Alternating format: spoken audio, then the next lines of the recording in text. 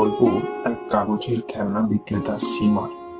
সীমা তার স্বামী অমর ও তার মেয়ে লতার সাথে দোলপুর গ্রামে থাকতো। সে রং বেরঙের কাগজ দিয়ে নানা রকম খেলনা তৈরি করে গ্রামের বাজারে বিক্রি করত। দেখো ভাই, দেখো কাগজের খেলনা, কাগজের নৌকা, কাগজের সিপাহী, কাগজের ঘর, কাগজের ফুল, যা ভালো লাগে কিনো। এ সীমা, এই কাগজের নৌকা আর কাগজের ঘর কত করে? না কম না বেশি, সব 50 টাকা। বলো তো দি। হ্যাঁ, এটা দাও। সীমা কাগজের এত সুন্দর খেলনা বানাতো যে যে দেখতো সে চোখ ফেরাতে পারত না, আর সেই জন্যই ওর খেলনা তাড়াতাড়ি বিক্রি হয়ে যেত। বাহ, সব খেলনা বিক্রি হয়ে গেছে, আজ তো ভালো ইনকাম হলো। একদিন সীমা বাজারে খেলনা বিক্রি করছিল, আর তখনই ওর সামনে একটি গাড়ি এসে থামে। তার মধ্যে সীমার স্বামী অমর আর দুটো মহিলা বাইরে আসে।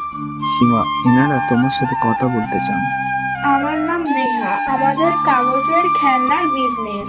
আমি শুনেছি তোমাদের গ্রামে অনেক মহিলা কাগজের খেলনা বানায়, এই জন্য আমরা তোমাদের গ্রামে কাগজের খেলনার একটা প্রতিযোগিতা রাখতে চাই। ওই প্রতিযোগিতায় যে মহিলা প্রথম হবে তাকে আমরা 1,00,000 টাকা পুরস্কার দেব, আর তার বানানো সমস্ত খেলনা আমরা কিনে নেব। এই শুনে সীমা খুব খুশি হয় আর ওই মহিলাদের জিজ্ঞাসা করে, কিন্তু এতে ইনকাম কেমন হবে? সারা মাস খেলনা বানালে 1,00,000-এরও বেশি ইনকাম হবে। সীমার পাশে ফুলি নামের অন্য এক মহিলাও কাগজের খেলনা বিক্রি করত। লাখ টাকার কথা শুনতেই ফুলি খুশি হয়ে যায়। হ্যাঁ, এই 1,00,000 টাকার ইনকাম তো এবার এই ফুলিরই হবে। ফুলির স্বামী রঘু গ্রামের জমিদার কুন্দন ঠাকুরের খাস লাঠেল ছিল, আর গ্রামে তাই হতো যা জমিদার বলতো। এই জন্য ফুলি রঘুকে সব কথা বলে। দেখো, মাসে যদি 1,00,000 টাকা ইনকাম করতে চাও তাহলে আমার সাথ দিতেই হবে। হ্যাঁ। কিন্তু আমি কি সাথ দেব? আরে বোকা, এইটুকুও বোঝো না? ওই সীমার মতো খেলনা তো গ্রামের কেউই বানাতে পারবে না, আর ও যদি প্রতিযোগিতায় থাকে তবে আমার নম্বর কিভাবে আসবে বলো? তা এই ব্যাপার, তবে জমিদার কি করতে রয়েছে ভেবে নাও, কাজ হয়ে গেছে। রঘু কুন্দন ঠাকুরকে এই ব্যাপারে বলে। দেখো বাবু, এ তো তখনই সম্ভব যদি সীমা প্রতিযোগিতায় না অংশ নেয়।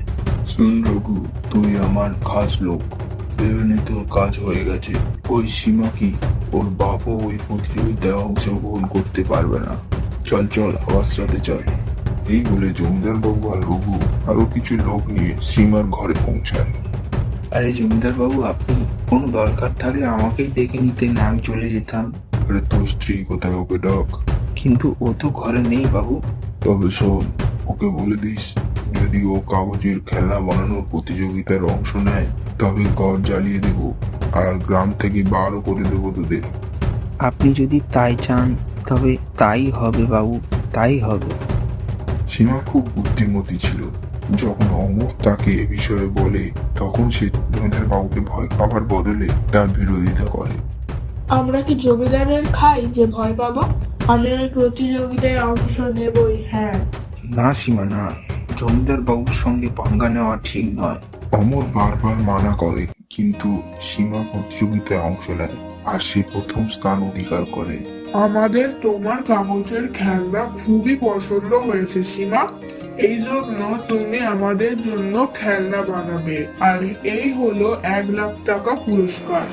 জমিদার বাবু যখন জানতে পারে তখন সীমার উপর খুব রেগে যায়। আমি বারণ করার পরও শুনেনি, দেখাচ্ছি মজা, এমন অবস্থা করবো। চল চল।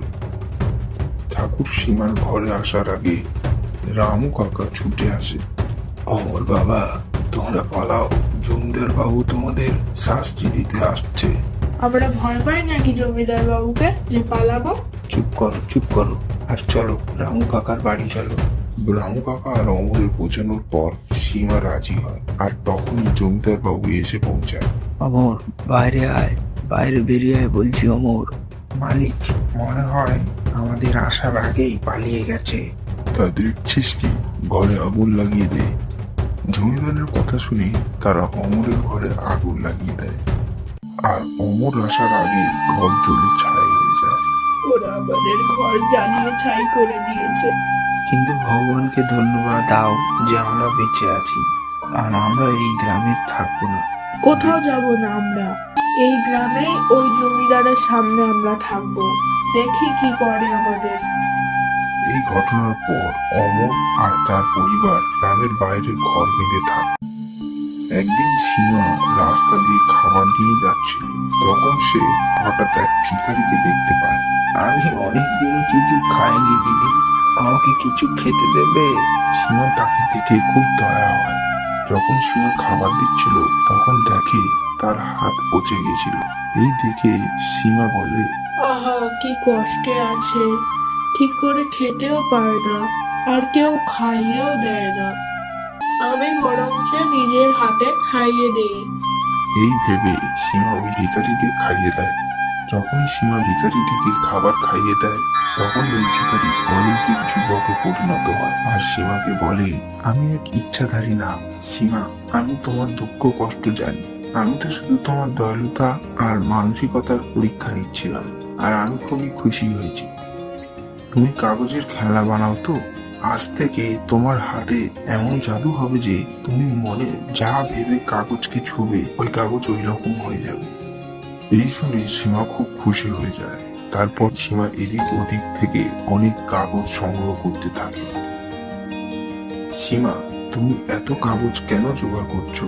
আমি কাগজ দিয়ে ঘর বানাবো গো, কাগজের রাজপ্রাসাদ। আরে এ কি পাগলের মতো বলছো তুমি? কাগজের ঘর তো জলে গলে যাবে, আগুনে পুড়ে যাবে, আর ঝড়ে তো। তুমি চিন্তা করো না, শুধু দেখে যাও। এই বলে সীমা দিনরাত কাগজের ঘর বানাতে ব্যস্ত থাকে, আর এক খুব সুন্দর ঘর বানায়। তারপর কাগজের ঘর ছুঁয়ে মনে মনে বলে, এই কাগজ লোহার মতো যেন মজবুত হয়ে যায়। সীমা এই কথা বলতেই ঘরের কাগজ লোহার থেকেও মজবুত হয়ে যায়। সীমা অমরকে বলে, এবার তুমি ঘরের কাগজ ছিঁড়ে দেখাও দেখি। সীমা বলতেই অমর অনেক চেষ্টা করেও ঘরের কাগজ ছিঁড়তে পারে না। আশ্চর্য, এই কাগজ তো লোহার থেকেও মজবুত, কিন্তু এই জাদু হলো কি করে?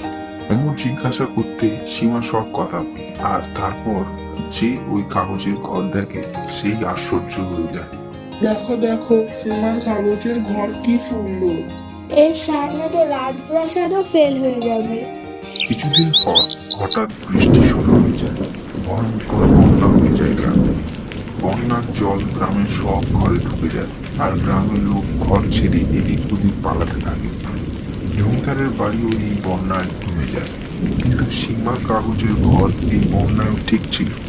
সীমার কাগজের ঘর এই বন্যায় জলে ভাসা জাদুর ঘর হয়ে যায়।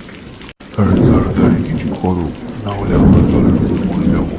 মানে এই গ্রামে একমাত্র সীমার কাগজের ঘরই আমাদের বাঁচাতে পারে। তাড়াতাড়ি ওখানে চলো।